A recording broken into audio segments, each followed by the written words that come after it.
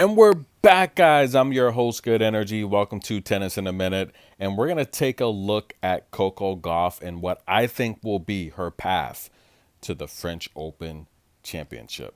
That's right, guys. We're going to start things off in the first round. She's going to take on Olivia Gadecki. But before we get there, I'm just going to cover the top 8 seeds, right?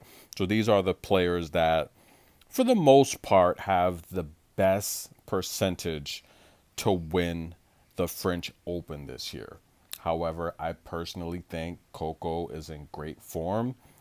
Aside from that rare match against Jasmine Paulini where she was just exhausted and fatigued, I think Coco will rebound well. I think she's in great form. I think Coco's going to win the French Open this year. The number 1 seed is Arena Sabalenka hits hard. The number 2 seed, Coco Gauff, the future of tennis. The 3 seed is Big Game Jessie P.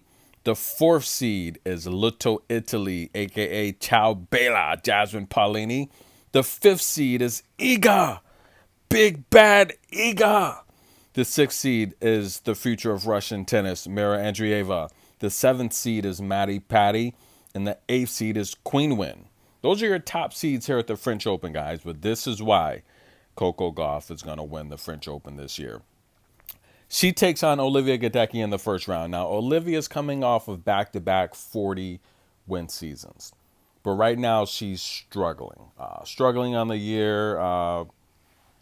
She's well below 500. 6-15. And the reality here, she's never made it into the French Open main draw. She's here after having an amazing season last year. She's finally worked her way up to, I want to say, I don't know, 90th, something like that. She's ranked like 93rd. She's been as high as 80th this year. But the problem is she had a decent win couple tournaments ago against Nina Stojakovic, who's got like 12 lower level championships. But other than that, she hasn't done well against even mid-level competition on clay, right? She's not an experienced clay player. And again, she's never made it into the French Open draw. She's got to the 3rd round last year. She made it to the 3rd round, but she's been bounced out mainly in the 1st or 2nd round of qualifiers here. But, I mean, she's got a couple decent wins on clay. I mean, she took out McCartney Kessler. She took out Sierra as well, who I think Sierra's battling for a spot into the main draw. But I don't think Coco's going to have an issue with Olivia. I've covered her matches before. She's a much better hard court player. But her game still needs to mature and blossom a little bit. She does got a few lower level championships, but overall, I think Coco's going to be too much. Too much power, too much defense, too much topspin. It's going to force Olivia into a lot of mistakes. I like Coco to get out of the first round. And I think she's going to face someone by the name of Khloe Paquet. Bonjour, comment allez-vous? You guys know I've covered her matches a lot. I think Khloe's going to make it out of the first round. She takes on a qualifier. Khloe's very experienced on clay. Over 250 clay wins. But the problem with Khloe is for every match she wins on clay, she loses. So I think she'll win the first round matchup. She'll lose the second round matchup to Coco. Khloe had her best finish here at the French Open. It came last year where she made the round of 32. However, this year, I don't think she's going to make the round of 32. Khloe's never been inside the top 90. You know, I mean, or should I say she's never been inside the top 80, right? She kind of hangs around ranked 90th. And there's been several years where she's even had to get wild cards. We all know she's from France. But the problem with Khloe, she does play a lot of doubles, but it's a lot of 125 talent that Khloe faces. Coco's been facing the best of the world, the best in the world, the best of the best, literally the last 6 years since she's been 15 years old. So there's a big gap in competition and experience. Even though Khloe's 30 years old, she's 9 years older than Coco. She hasn't faced the talent that Coco has consistently, even on clay. Coco has a much better win percentage on clay, while Khloe's just barely over 50% Coco's about 75% win rate on clay against elite competition. I think Coco's going to frustrate the older player in Paquet at the net. And I think Khloe, if you back her up behind the baseline, even though she plays a lot of clay, I think she plays her best tennis inside the baseline. She doesn't have the power to frustrate Coco. So I think Coco gets past Khloe pretty darn easily. It's going to set up a showdown. And I think Mary Boo is going to make it to the round of 32 despite the injury, guys. She had an injury against Paula Badosa. She had to withdraw. I still think, and I say it all the time, I think female tennis players recover the quickest. And I think Mary Boo's going to find a way to recover. Mary Boo, look, she made the round of 32 last year, her best finish here in France.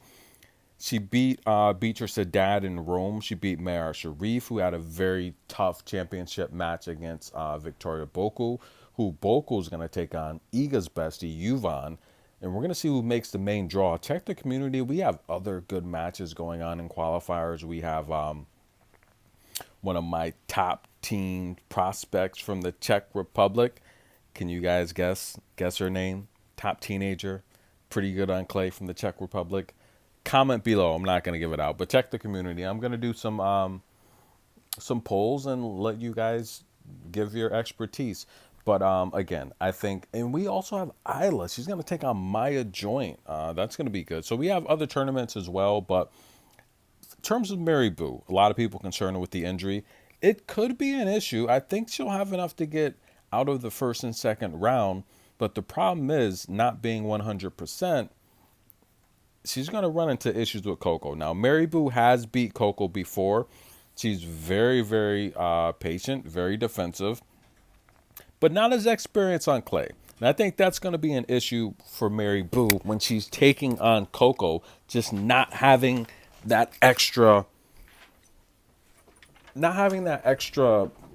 I guess, push off in her leg, right? Because don't forget, she is injured somewhat. I mean, I guess, and again, I say it all the time. I think female tennis players recover, the best. Just had some juice here. I think female tennis players recover faster than any other female athletes. I think they have really good resources, and all the ladies, they just thank the tour for the resources they have, for the medical staff and the team. That's especially Danielle Collins. Last year on her run, she gave thanks to the medical support that the WTA provides. Whether it's midnight, 2, 3 in the morning, they need support.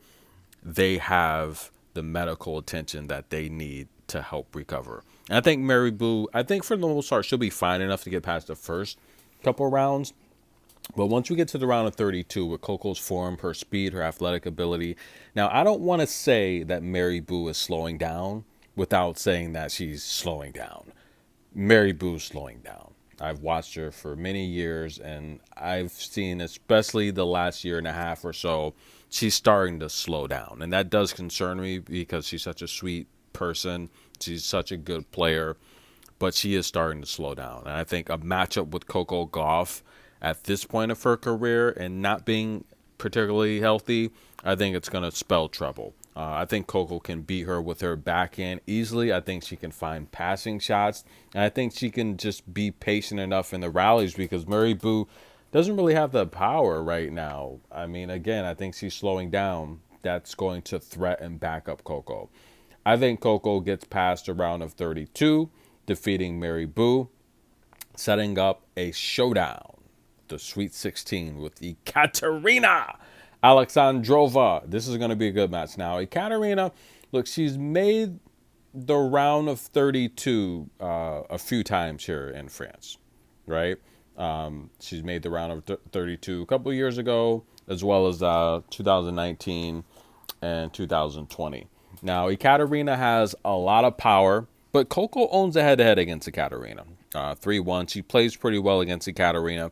And the reason why is I think it's pretty simple. Ekaterina's got a lot of power on the serve. She can beat you with the forehand.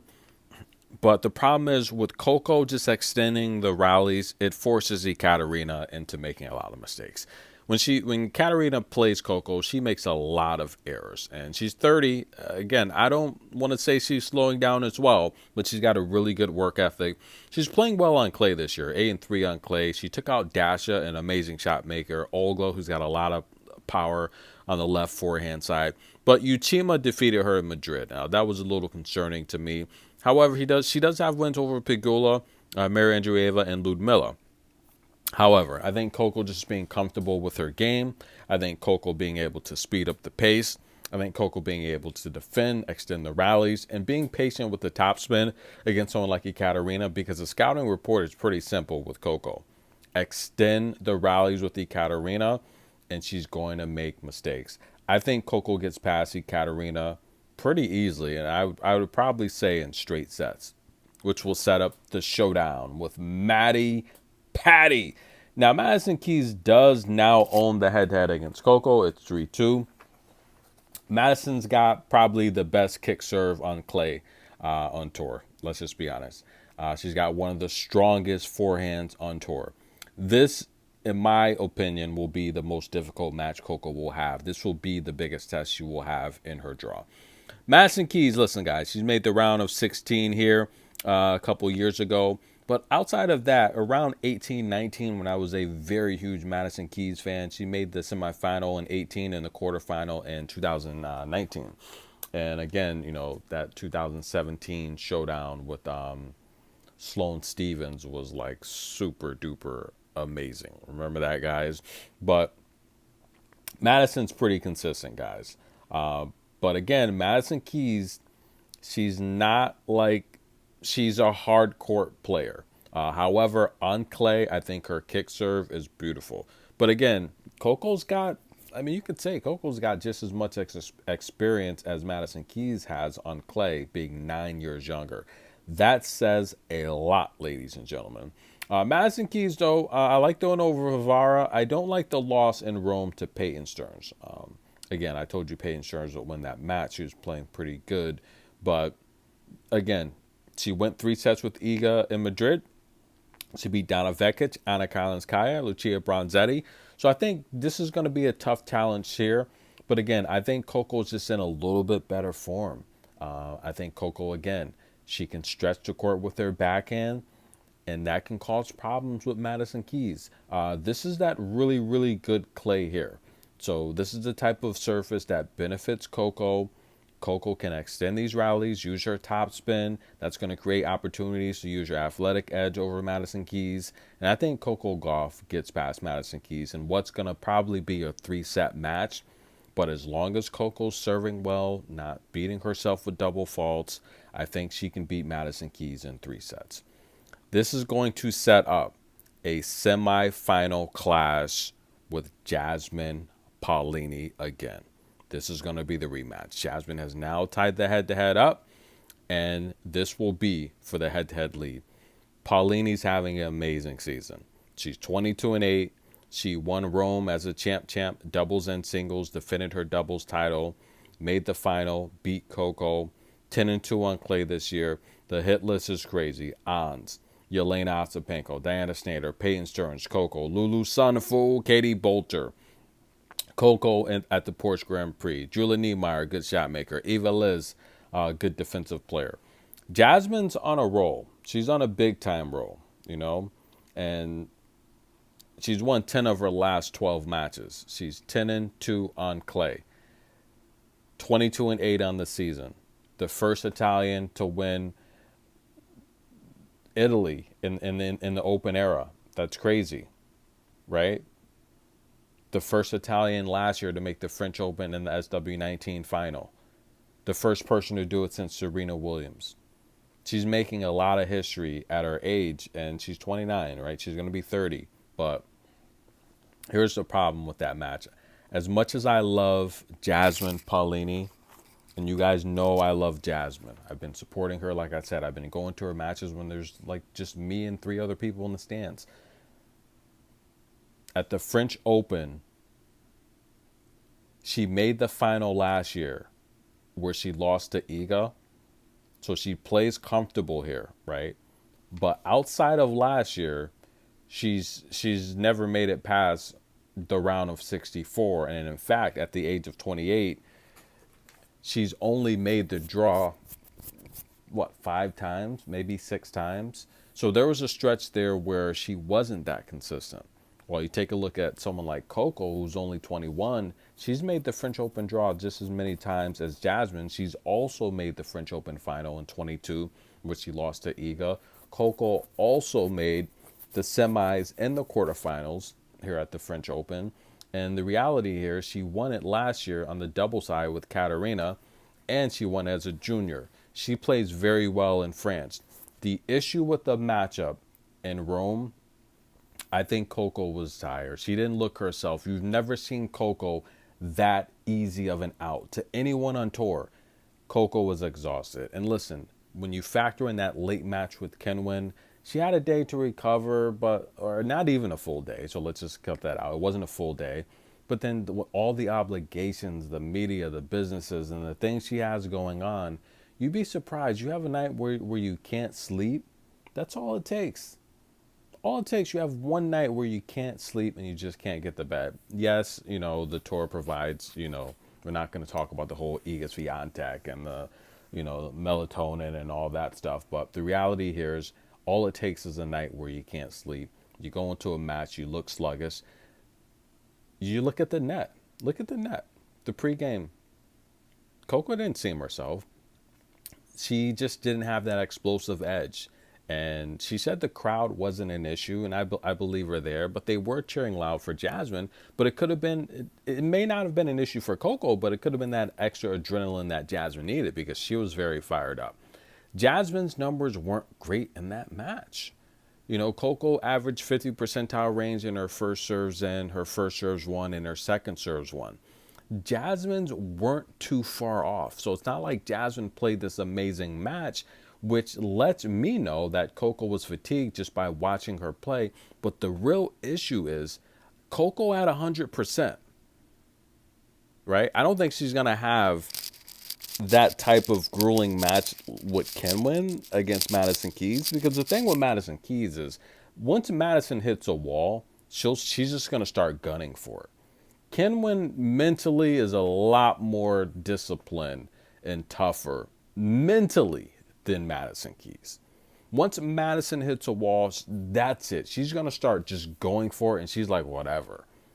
I don't see Coco having that type of grueling match with Keys heading into the semifinal. It could be, but I don't think that's going to happen twice in a row where Coco's exhausted. And in fact, this is the only time I've seen Coco exhausted like that. And it's only fitting you got nearly a 4-hour match previously. But the reality here is I think she's going to get past Jasmine. I think Jasmine's great. I love her.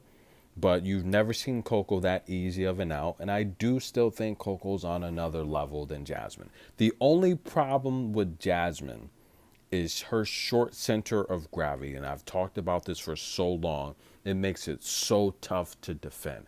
Coco's taller than Jasmine. Coco's used to being about the shorter player on tour or in the match versus her opponent. Coco's normally the shorter player on tour. I think she did have a growth spurt probably the last year and a half where she did probably shoot up another inch or so. But Jasmine has such a short center of gravity. She's fast and explosive.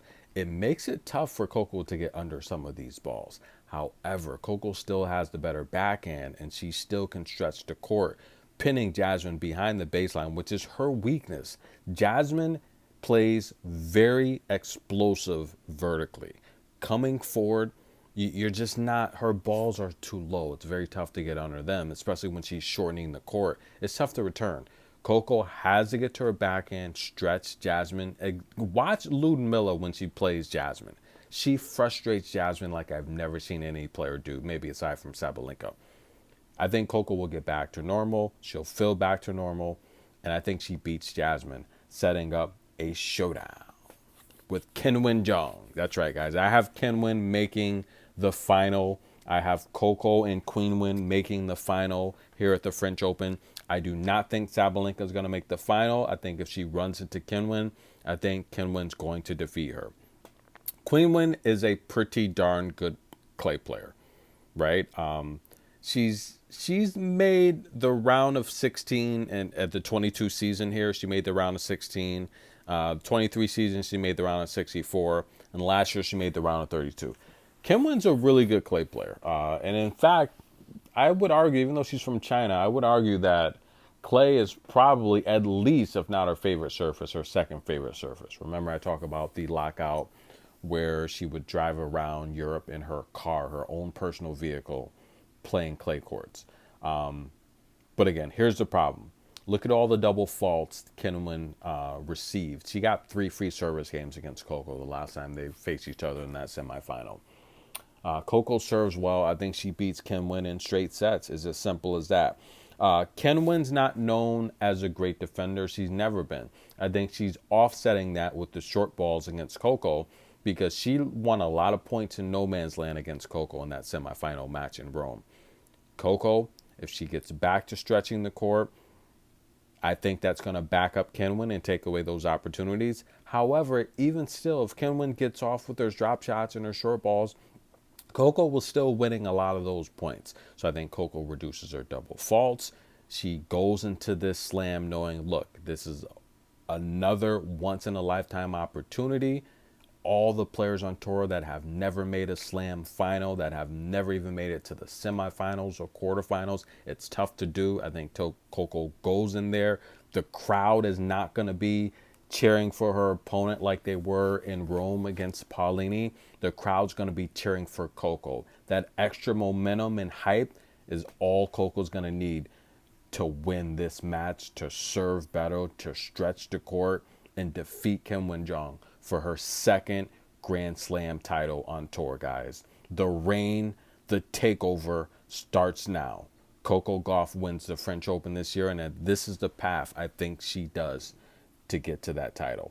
And by the way, did you guys see Candy in the Chair Empire? Oh man, I love it, guys. Tennis in a minute. Check the community. Some good matches coming up. Coco Gauff, I think she wins the French Open. Comment below. What do you guys think?